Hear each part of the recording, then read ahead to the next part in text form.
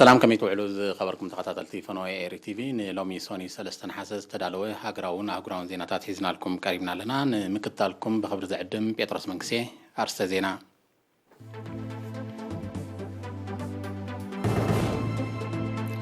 ابزواغاش باركا نطفتات كرمتا وحرشا بصبغي سلاسلالو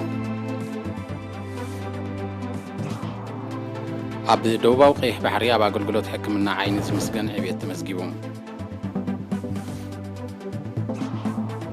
أبزوا عن سباب بركتو من السياسة بمكات كوفيد-19 تموجسون. أبكارتم كمون كبابيا زواقع برتو زناب زسعب علق نواتاوي عنوت وريدون. أب كاميرون بزتفت من متكعت بومب وحد 11 سبات تقتيلهم.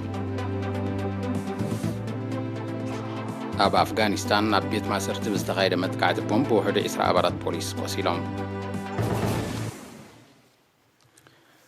لوم زبنا بصفحة كبابيتات هاجرنا دنوغاي كرامات كوان تقاتمه كاب مفارق ورحا حملة جمر زناب جن إنه حزب لجيزة كقتل كم زخيلي تنبيت زلوا أبزوا قاش باركا دما من زلوا تصفو كرامات نتفتات كرمتا وحرشة بتطبقي سلاسل الله وكيل إيرنا أكال مبرهاتو نزدالو زينا وتصبصب ليديات خل مريم كتغربايا أبز صفحة كفال زواجاش باركا مس مدنوغاي زناب زحتي لوزت أنحى نتفتات كرمتا وحرشة كاب موداتا ورحا حملة جميرو بالعل نهاري سلاسل اللوم أبج أنفر مينستر حرشة زواجاش باركا حلا فيلم عاد زراتي أتو نجاس هابتا ميكائيل نيرينا بزحبا حبريتا أبز عمت زي بدرجة زوا كلتم 240 هكتار أكل تراتاتن نايك أزرقتن كزرعتا وطينو كم زنبرة انتخونا جن بسنك سقات لبدا كورونا فيروسن مدنوغاي زنابن بمتأنو سلست سناخلة كنك كم زخقل بمحبار حرصوت نتجميرو زلو تسفو كرامات بقبو نغتكملو مسوقتي كارادومو كم زلو قليتوم نكونتات زناب بزملكة دما أتو نقاسي أب موداتا ورح قنبت حلف يلو دحن عاقن زنبرو زناب دحر من مزقابو دارقا ورحي سنة بملؤون لعل فرق ورح حملة نقن أبز صفحة كبابيتات كم زي واقع كابسال سايسمون ورح حملة جميرو قن بزرقحن عاقنن تسفازهب زناب أب كله كبابيتات يحرم كم زلو قليتوم هزبي بياتاو أجاباب كم أون بناولكن منجستن تراكترات تدقيمو أبنطف محرس كم زلو اتن بمنجستي استمدبا تراكترات دما بواغان أسالطون زحاشا أقلقلوت زهباب مخانن هزبي بهانك أوتا كم زتبين بمبرح لوم زبنجن أبر اسم الدنوغاين وحدوين كم زلوان أرديوم شفنا تراكترات أزي أقداسي كم خانو تراكترات كلوانا كم زلوان مخنياتو مس زلو زي من قسقاسون تناي ولقي كم تزدلي كعمالو سلازي كلا ولا انت توافيرنون نتهزبي لعقمو كفليت كخفلا سلازي كلا طلب ناي تراكتر منغستي ازي اقداسي سجي ناي قلي كساب حد شح كاب شوعتك كساب حد شح عند حرسا دلوت ناي منغستيين 300 افاي نسعات مالتي أتو نجاسي أب موداتا أب كرنا أفريقيا مزرلو تنبيع زناب كرامات ننوح زبالة جزيك قلتل تثبيت سلازقبر حرصوت كي تربشو نتفتاتهم كقلتلو زاقيت زي زرقو دما أب حتصير اوان زاخلو عزرقت كمرتو بممكر تريو عم بتأخي قاتم كتالي مكتتالن كوليلاتاتن كزوترو أزخاخيروم مس ماي زتأساسر سلازقناتي نتفتاتنا ماي ناي مهلاو تقلون دحان زقنا أنفت وإذا ما تسفى سلازلو يتي محرس سبا محرسوس كحرسو تسفى قرصون يبلومني تي وقتي نايزري اوريدي درجه اب مترشتا قدنا نخيس لزلنا تي قلطف زري نخزرو دمعدم مالتي أبزو باقاش باركا بكرمتاو زناب زلمع أسات 400 هكتار كهلون كلا عمتاوي زلمع جن أسات 300 هكتار مخانو كابت أنفر مينستر حرشات زوبات زترغب حبريتا ينتر أب دوباو قيح بحري أب عقم سبن مسارحتاتن بزتجبرت سعرن استقايد قصقاساتن أب أقول قلت حكمنا عينز مسجن عبيت كمزجب كم تخاله كابت زواز ترخ بحبريتا ينتصر نتبصب وكيل إيرنا أحمد داني محمد أنا عندي أبزوبا دبوباوي قيح بحري أقول قلت حكمنا عينين مسفحن تتقامنت هزبين معباين زتقايد سعرن قصقاساتن صبوق وصيت يركبوا كم زلو تجليسهم أب هوسبيتال عصب كيلا متبحت حبلا نارس جبرة هايل مكال أب هوسبيتال بوسن عقمي زتجمر حكمنا عيني أبزو وانزي متبحت حبلا ስራሓት መነጽር ምርመራን ሕክምናን ንተመላለስትን ደቂሶም ዝሕከሙን ዘጠቃልል ኣገልግሎታት ከም ዝወሃብ አብሪሆም ኣብ ቀዳማይ መንፈቕ ናይዚ ዓመት እዚ ቁጽሪ ደቂሶም ዝተሓከሙ ምስ ናይ ዝሓለፈ ዓመት ተመሳሳሊ ግዜ ክነጻጽርን ከሎ ብ100% ከም ዝዓበየ 60% ካብኦም ድማ ናይ ሓበላን ካልእን መጥባሕቲ ከም እተገብረሎም ዝሓበረ ነርስ ገብረ ተሰሪሑ ዝተዓደለ መነጽር ዓይኒ ድማ ብ112% ከም ዝዓበየ አብሪሆም ንኩነታት ጥዕና ዓይኒ ተምሃሮ ብዝምልከት ድማ ልዕሊ 11,000 ተምሃሮ ዝተሳተፎ ናይ ኣስተምህሮን ተፍትሽን መደብ ከም እተኻየደ ነቶም ናይ ዓይኒ ደኻም ዝጸንሖም 89 ተምሃሮ ብነጻ መነጽር ከም እተዓደለ ነርስ ገብረ ብተወሳኺ ገሊጾም ኪላ መጥባሕቲ ሓበላ ነርስ ገብረ ሃይለ ሚካኤል ኣብ መወዳእታ ኣብ ዓቕሚ ሰብን መሳርሒታትን ዝተገብረ ዕቤት ኣብ ብቕዓትን ስሉጥነትን ዝህቦ ኣገልግሎት ዓብዪ ኣስተዋጽኦ ከም ዝነበሮ ብምሕባር ኣገልግሎት መጥባሕቲ ዓይኒ ዝህቦ ክፍሊ ንኹሉ ዓይነታት መጥባሕቲ ዘገልግል ብምዃኑ መፍትሒ ክናድየሉ ተማሕጺኑ ኣብ ዞባን ሰባ ኣፍልጦ ህዝቢ ኣብ ኣገባባት ምምሕልላፍን ምክልኻልን ኮቪድ-19 ኣብ ምብራኽ ከምኡን ማሕበራዊ ምርሕሓቕ ኣብ ትካላት ማሕበራዊ ኣገልግሎት ንምርጋጽ መንስያት ምስገና ኣበርክቶ ይገብሩ ኣለዉ እቶም ኣብ ኩለን ንዞባታት ብምንቕሓትን ብወለንታን ዝነጥፉ ዘሎ መንስያት ህዝቢ ኣብ ዝእከበሉ ከባቢታት እናተረኽቡ ብዛዕባ ኣገዳስነት ማሕበራዊ ምርሕሓቕ ኣስተምህሮ ይህቡን ነቲ ሕማም ኣብ ምክልኻል ኣስተዋጽኦ ይገብሩን ከም ዘለዉ ክፍለጥ ተኻኢሉ ኣሎ ዝገብሮ ዘለዉ ኣበርክቶ ዜግነታዊ ግዴታ ምዃኑ ዝተቐስቶም መንስያት ምትሕባር ህዝቢ ብሓፈሻ ናይ ትካላት መንግስቲ ድማ ብፍላይ ከይፍለዮም ኣዘኻኺሮም ንሳቶም ኣጽዒቦም ኣብዚ ግዜ እዚ ኣፍልጦ ሕብረተሰብ ኣብ ሕማም ኮሮናን ኣገባብ ምክልኻሉን በሪኹ እኳ እንተሎ ኣብ ትግባር ግን ብፍላይ ኣብ ትካላት ጥዕና ሓሊፉ ትሕሰት ስለ ዝረአ ህዝቢ ብብዝሒ ኣብ ዝእከበሉ ትካላት ማሕበራዊ ኣገልግሎት ብቐንዱ ድማ ትካላት ጥዕና ማሕበራዊ ርሕቀት ብጥብቂ ከም ዝሕሎ ንምግባር ይዓዩ ከም ዘለዉ ገሊጾም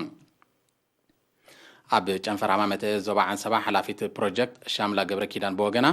እቲ ብመንስያት ዝካየድ ዘሎ ወለንታዊ ንጥፈት ቀንዲ ዕላምኡ ምውሓስ ድሕነት ህዝብን ሃገርን ምዃኑ ብምጥቃስ ምትሕባር ሕብረተሰብ ከይፍለዮም ተላብያ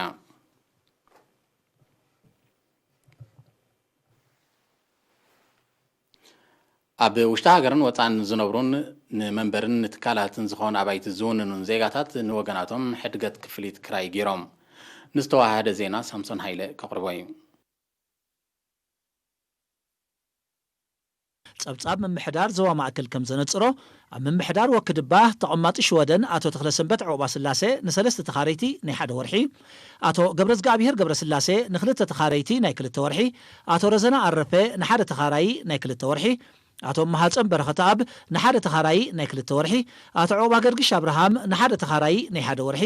ገነት ተኽለ ንሰለስተ ተኻረይቲ ናይ ክልተ ወርሒ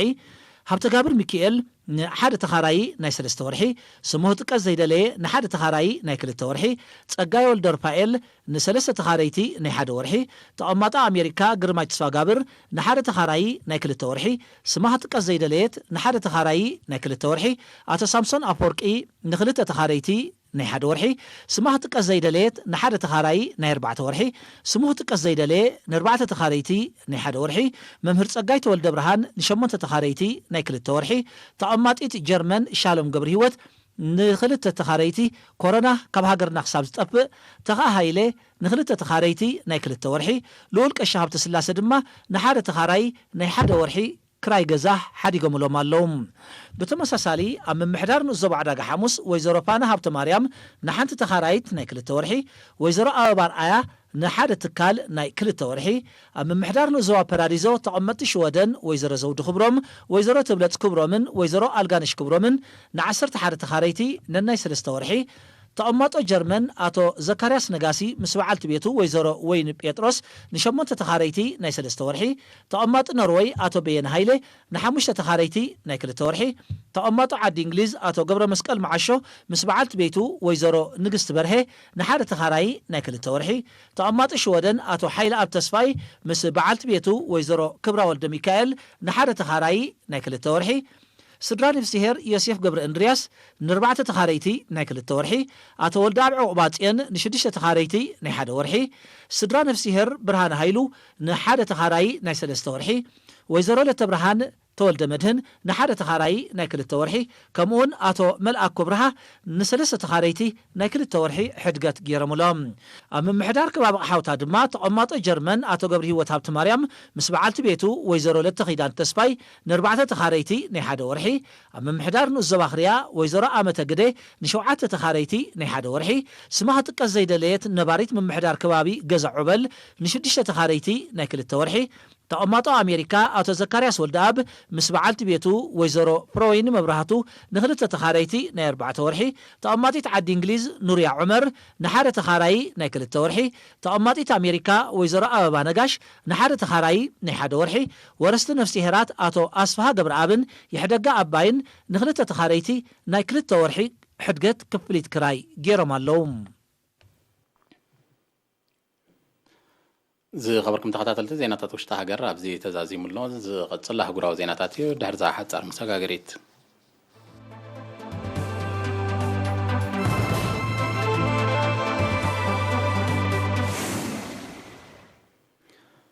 ኣብ ከተማ ካርቱምን ከባቢያን ሱዳን ናብ ዝሓለፈ ዓርብን ቀዳምን ብዝዋقع ብርቱዕ ዝናብ ሰፊሕ ክፋልታ ከተማ ብምዕልቕላቑ ንዋታዊ ዕንወት ከም ዝወረደ ንመንግስታውያን ምንጭታት ብምጥቃስ ማዕከና ዜና ቃሊሐን እቲ ክሳብ 92 ሚሊ ሜትር ዝበፅሕ መጠን ዝናብ ዝፈጠሮ ውሕጅ ሓያሎ ኣባይቲ ከም ዝዓነወ ዝሓበሩ ሰብ መዚ ሲቪላዊ ድሕነት ሱዳን ኣብ ልዕሊ ሰብ ዝወረደ ጉድኣት ከም ዘየላ ነፂሮም ኣመሓዳሪ ዞባ ካርቱም ኣይመን ኻልድ ኒምር ነቲ ብኸቢድ ዝተፅዕሎ ከባቢታት ድሕሪ ምዕዛብ ኣዕለቕሊቑ ዝርከብ ከባቢታት ናይ ምንፃህ መስርሕ ክቀላጠፍ ሓስያን ዝወረዶም መሰረታዊ ጠለባት ክቐረብ ከምኡውን በቲ ባህርያዊ ሓደጋ ዝተኸርደኑን ናብ ውሕስ ከባቢ ክጉዕዙ ትእዛዝ ኣመሓላሊፉሎ ኤርትራ ኣብ ትርከቦ ዞባ ምብራቕ ኣፍሪካ ኣብዚ ወቅቲ እዚ ክራማት ብርቱዕ ዝናብ ንመዓልታት ብተኸታታሊ ይወቅዕ ከም ዘሎ ጸብጻባት ሜትሮሎጂ ይሕብሩ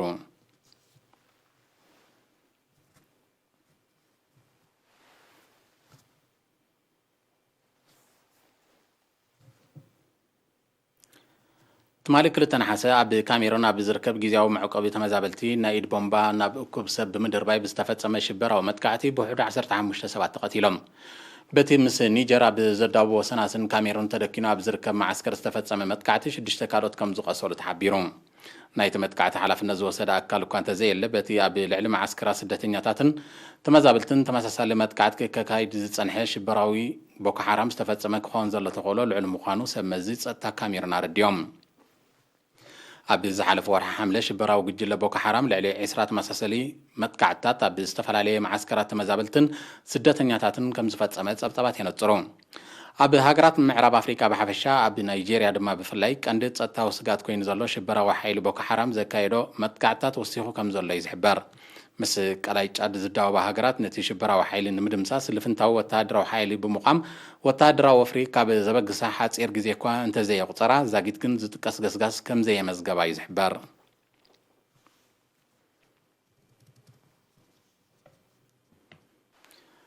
ኣብ ክፍለ ሃገር ካሊፎርኒያ ናይ ሕብራት መንግስታት ኣሜሪካ ብ31 ሓምለ ዝተኸስተ ሓደጋ ባርዕ ሞረር ኣብቲ ከባቢ ብዘሎ ደረቕን ብርቱዕን ንፋስ ተደፊኡ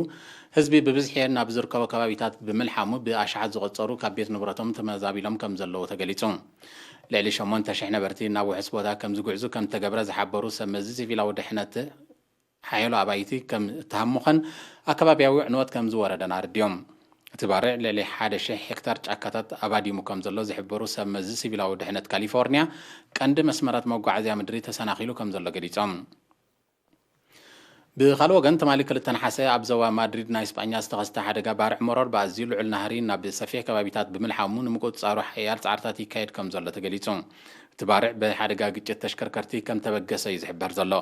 ኣህዱታት ህፁፅ ረድኤት ሰራዊት እስጳኛ ነቲ ባርዕ ኣብ ትሕቲ ቁፅፅር ንምውዓል ምስ ተዋፈሩ ኣህዱታት ሲቪላዊ ድሕነት ክፅምበሩ ትእዛዝ ተመሓላሊፉ ከም ዘሎ ዝጠቐሱ ጸብጻባት ነበርቲ ናይቲ ከባቢ ናብ ውሕስ ቦታ ከም ዝጉዕዙ ከም ተገብረ ኣረድዮም ንዞባ ማድሪድ ምስ ካልእ ክፋል እስጳኛ ዘራኸብ ሓያሎ መስመራት መጓዓዝያ ምድሪ ድማ ክዕፆ ተገዲዱ ከም ዘሎ ማዕከናት ዜና ኣቃሊሐን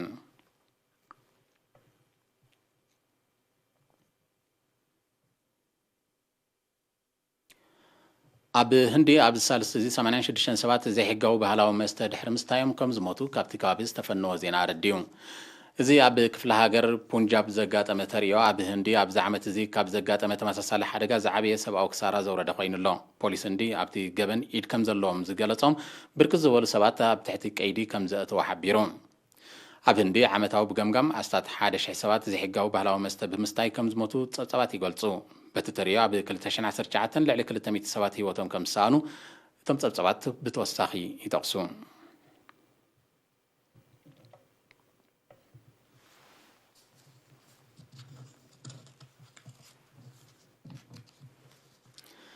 ዝኸበርኩም ተኸታተልቲ ሎሚ ሶኒ 3 ነሓሰ ፍርቂ መዓልትን ፈረቓን ዝተዳለወ ዜና መሰናድዋ ብዚ ተዛዚሙሎ ምስ ተረፉ መደባትና ሩሕ መዓልቲ